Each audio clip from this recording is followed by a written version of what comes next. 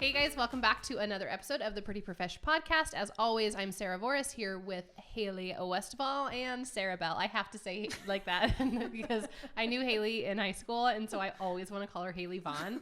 And so I have to like say her whole name weirdly so that I don't say it incorrectly. She also low-key called me Heather when we presented a workshop together, as if we haven't known each other for 20 years of our life.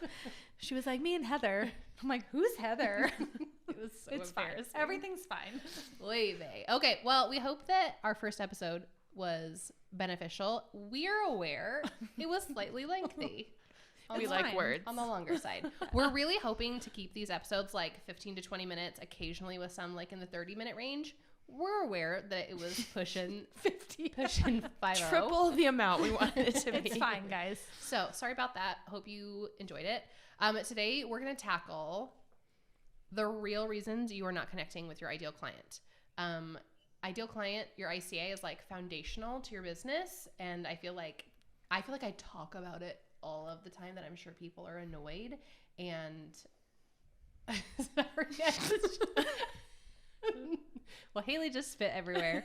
I'm laughing because I was just looking and we had come up with this secret signal to tell them if they were sitting too far back from their microphone. And I was just picturing, because it's really stupid, our secret signal. And I just pictured it. I was totally off topic. None of you are sitting. Oops, I touched my mic. Sorry. None of you were sitting back too far, but it made me laugh. Well, just to clarify, ICA is relevant to any business. So Yes. if you're listening and you are a creative or you're not, this is still ultra relevant for everybody. So ICA, ideal client avatar, it basically means your ideal client. Weird. That's what it would mean. Right. The person who would most be benefiting. It would be beneficial from your business. Mm-hmm. And so like really honing in on your audience so that you can get your messaging really clear. But we've all been there where we're like creating email campaigns or social media, or even if it's like a brand that you're like, I've got nothing. Mm-hmm. Like I put it out there and I hear nothing. Crickets. Yeah. Or like when the worst feeling is when you like have something that goes viral and then it's like all the people that are like from across other end of the globe. Yeah, there we go. That's how we'll say it. And I'm like, you don't speak the same language. Like we don't have anything in common. Yeah. So clearly I did not hit it out of the park, like hitting this to my ideal client. So today we're talking about like why you're actually not connecting with your ideal client. Sarah Bell, hit us with number one. Ready? Number one, starting it off strong. Reason number one, you're not connecting with your ideal client. You're casting too wide of a net. So I feel like, especially at the beginning of my business, it was a huge temptation for me to be all things to all people. Mm-hmm. Maybe partially because of that scarcity mindset where I'm like, I just want somebody to hire me to design things. Please give me your dollars. Yeah. Anybody and everybody, give me your dollars. But then I realized as I grew that did not serve my business well, honestly. Right. And burnout. Yes. That's a recipe. Refer to our previous episode. You will want to set aside an hour to do so. Take a long walk.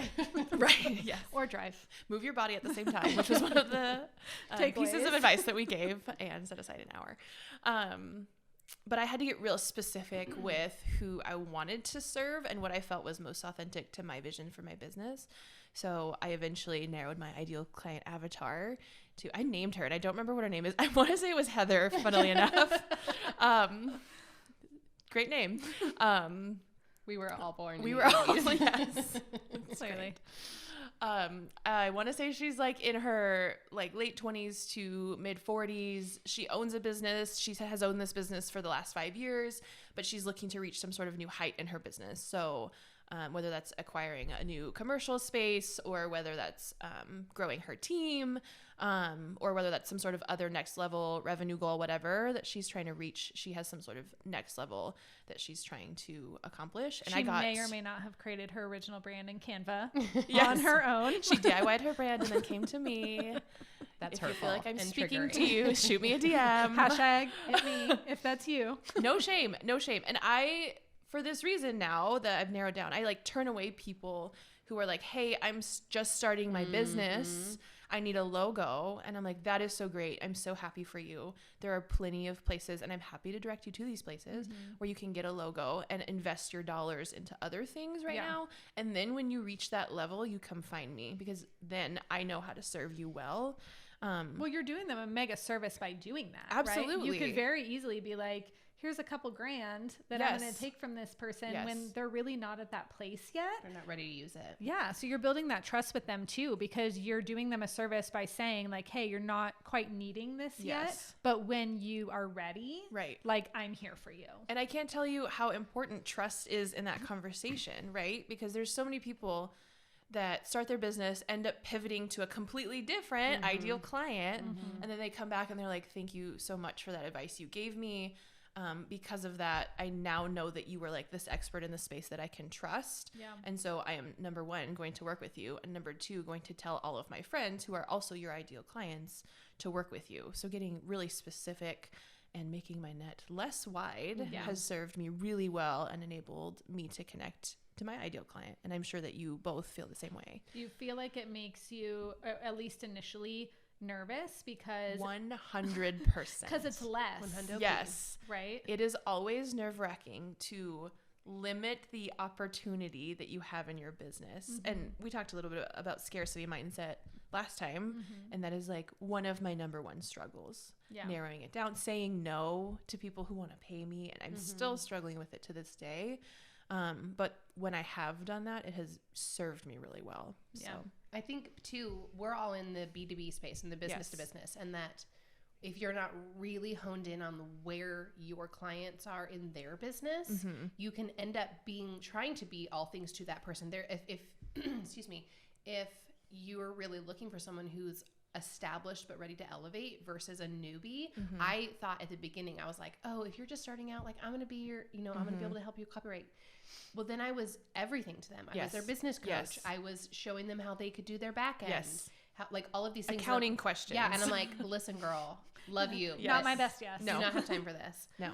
So, which there are some people who that's where they want to live. Yes. That's not where I want to live. Absolutely. So I think it helps alleviate that pressure off of you to be able to really give them what they actually need from you, because it's wasting their time and money if you're giving them accounting advice. Yes. Please do not ask me for accounting advice. It will not serve you well. Yes. No, don't do that. Well, and it makes your messaging, this is like a great lead into the second one, is it makes it way easier to dial in your messaging because you know specifically who you're talking to, what they're struggling with, what they're maybe doing well, or the season of business that they're in, because it is more specific versus just, haphazardly throwing stuff out and hoping that someone will bite. Yep. So our second reason is that you don't know their pain points. You're not able, maybe you know their pain points, but you're not clearly messaging those pain points to people. So the things that they're struggling with, you are not able to articulate that to them, so that number one, they know they have that problem, because I can't tell you how many times I have tried to solve a problem. It's kind of like that analogy with like your husband, and you're like, I don't need you to solve that problem. What I really need you to listen to me about, like, why I'm mad about this. Like, don't try to solve it. But that's what we're problem solvers, right? As business owners. And sorry, I've had the cold for like 6 years. Like, so do you fine. want to take a drink? No, it's because this cup sitting right in front of you. Deep. It's right here. It's not in the throat. Anyway, if you're not able to let them know that the problem you're solving is the problem that they have, then there's this huge gap and huge disconnect. They're like, she sees me, but she can't do anything about it. Yeah, exactly. There have been, for a while, my big push and offer was helping people learn to write connective copy. All people want to learn how to do is to write sales copy. How can I get my dollars? How can I make these sales, grow my business? And I'm like, yes, but no one's going to buy from you if they haven't connected with you first, right? So I had to really massage that messaging to say, like, I'm teaching you how to sell, but I'm doing it in a way, like, I just had to use their words, right? Which, shocker, is the name of everything I do. I name every product you do. Shameless plug. There will be a challenge starting January 17th. Sign up at sarahboris.com/challenge. That's an actual URL. Go there and sign up. Anyway, you have to actually be able to use their words, because if they're describing, like, I always go to a decluttering business. That's how I like use that and cups and pillows. Those are the examples I come up with. Because obviously we're super organized, and cups is a really relevant example. So if you are a decluttering business, helping someone declutter their home, and you're telling them that you are going to keep their counters clear, right? Mm-hmm. If they don't know that their problem, what they think, I want to keep my counters clear, but what you're telling them is that like your level of anxiety is going to be able to be reduced. If they don't see the connection between like, oh, the reason my level of anxiety is reduced is because I have so many freaking cups on my counter. Truth. She ain't wrong. Yeah. Mm-hmm. They have to be able to see the problem that you're solving is the problem that they have. So really making sure that, number one, you know the actual problem, but then number two, making them problem aware is humongous, which you all do through your messaging. Yeah. It's like that yes girl, me too energy where you're like, you hear it and you're like, she is speaking to me. Like the very specific things that I'm struggling with. Totally. I think to that point, when we're talking about kind of identifying where they're at, we also need to focus on like where you're at now, but where whatever it is that you're selling can take them. Like point number three. Sorry. What does the transformation look like, right? How is the thing, whatever the thing is, whether it's a product, a service, how does that make their life better? How do they get it? How does that make their life better? And focusing on that transformation not only kind of creates a picture for them to be able to like emotionally connect to, but it also just makes it feel less gross, right? So when Sarah was talking earlier about sales copy, you know, that's the thing. At the end of the day, if you're running a business, like spoiler alert, you're here to make dollars, like at the end of the day, but also, I don't know about you, but I don't want people to like cringe when they see my stuff, get my stuff. So how do you articulate that to them in a way that's like, I see you, we resonate with each other, I see where you're at, I've been there too, I can relate to that, and this is where your business, this is how things can be better, this is how your house can feel better. It's not just, I feel like it's not just a one-way street. Like there's so many different angles that you can go at. Like you were saying with the cups, like, yes, will your counters be more clear? Yes. Will your husband probably be less annoyed with you? Also, yes. Will you be able to find a clean cup when you need one? Also, yes. Will you have less anxiety because the state of your house will be less cluttered, and you will be able to have peace when you walk into a room and not instantly kind of like ball up where you're like, oh my gosh, the freaking cups, right? And so I think there's so many different angles, and us being able to kind of artistically articulate, articulate what that transformation looks like, right? So for Sarah, right? So if you talk about original branding, I'm going to use this in quotes loosely, but like if we start a business and we create a brand, it's really not a brand, right? And that, again, that's no knock on somebody that... Can you expand? Because I don't know what you mean. Yes. So if somebody comes in, so say I start a new business and I say, okay, this is my business and this is my logo and my colors are blue and pink, right? It's not a brand. Okay. I'm with right? That's not a brand. That is...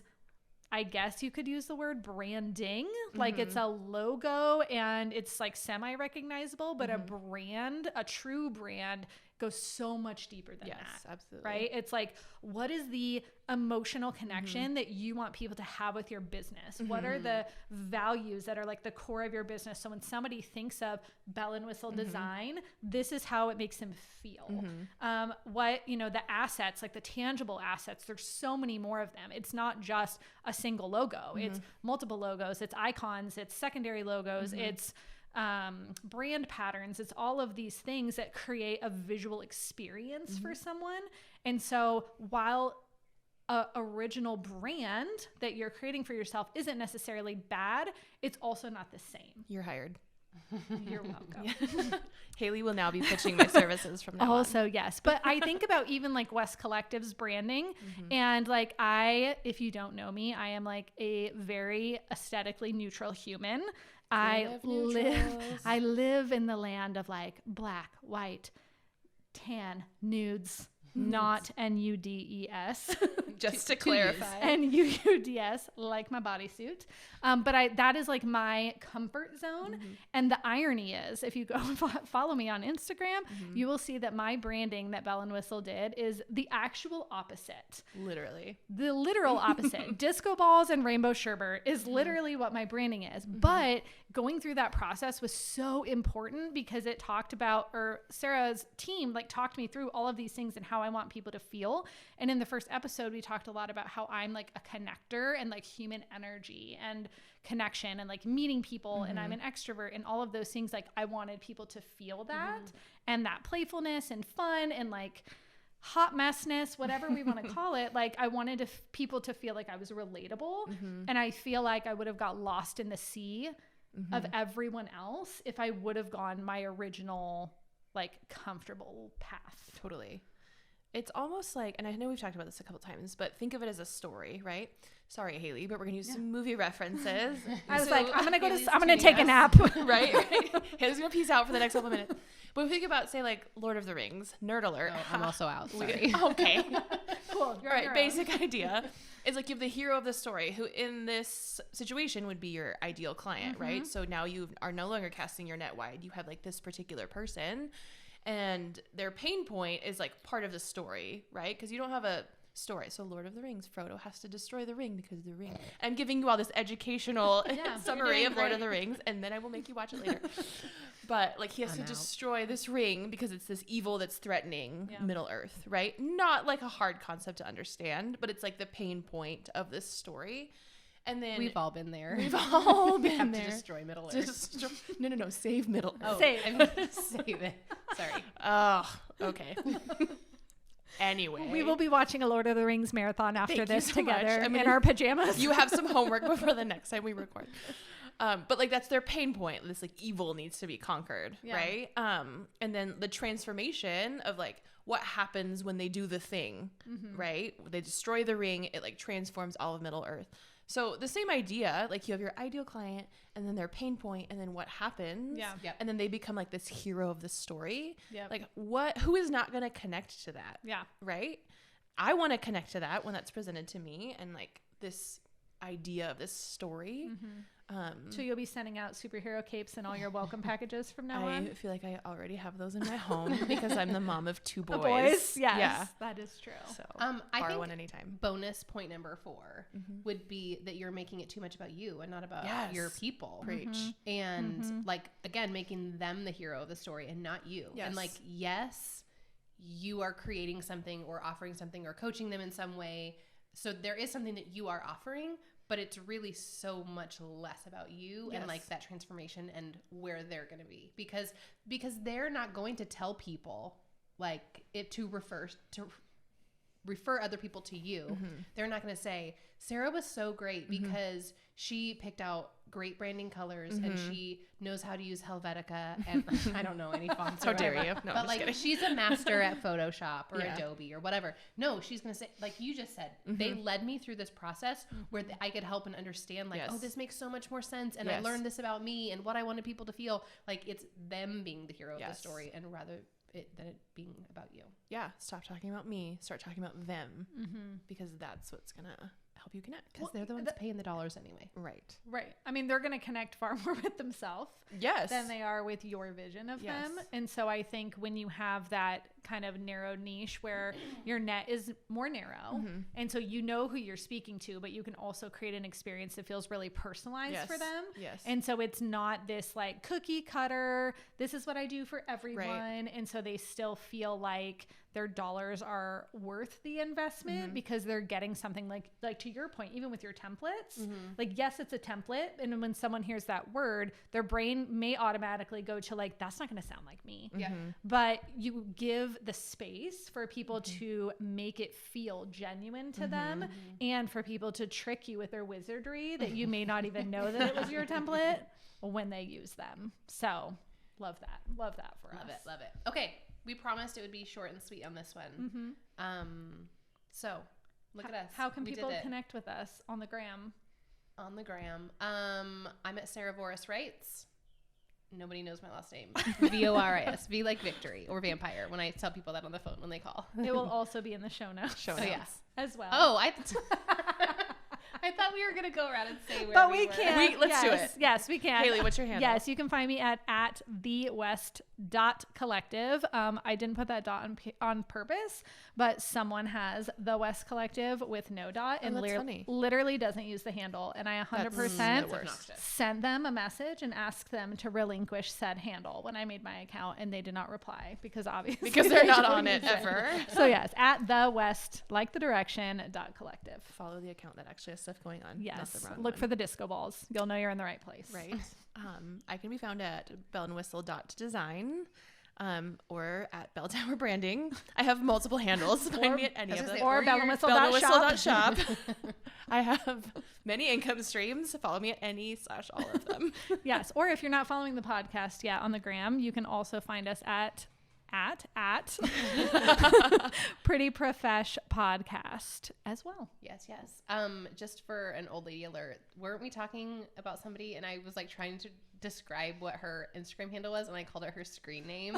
Oh. And I was like, oh, I'm cute. Like, what's your old. AIM AOL. username? Yeah. Oh, I feel like, do you remember what yours was? Oh, I do. absolutely. Okay, I do. we have to share them real quick. Okay, mine was VLBL11 because I was a volleyball player for life, which that was like my email address for a long time too, which is actually very difficult to like write because the L's and the ones It's so many look consonants V and yeah. ones. Yeah. And that everything looked the Oh. same because it was like VLBL11. It was so stupid. And then when you went to log in, it was like, Yeah. Did anybody else put ever it down dance the to that? When, no. No. But my parents would get pissed that the phone line was getting tied up Yep. by me being on AIM. What was yours, We are Sarah? showing our age. Yes. Are you ready? Yes. Asian butterfly 424. Yes. Asian butterfly 424. I feel like there were like X's in the front and back. Yes, I love Yeah. this for you. I forgot I did a poll. That's how I knew that Yes. one. Because I asked on is Instagram a what poll. people's old AIM handles were. I'm and thinking about registering it as my Instagram handle. Please do. I feel like you might get a very sketchy audience. So, What? what do you mean? I don't understand. Mine was feet pics only. Princess Girl 108. That feels so Was it- redundant. Was it Princess Girl Was it GURL? GRL. No, I obviously. We hated vowels because Asian was obviously AZN. Oh my gosh, Yes, I yeah. love this. I'm so glad we shared. Yes, Also, yes, I'm yes. Chinese. I didn't just choose that username just to clarify if you don't know me. He's so funny. Like blonde, blue-eyed, Asian butterfly 424. Oh, word. Oh my Okay. gosh. Anyway. all right, that's all for now. Wrapping it up. And Here on we that go. note. Thanks for joining us. See you guys next time. Bye.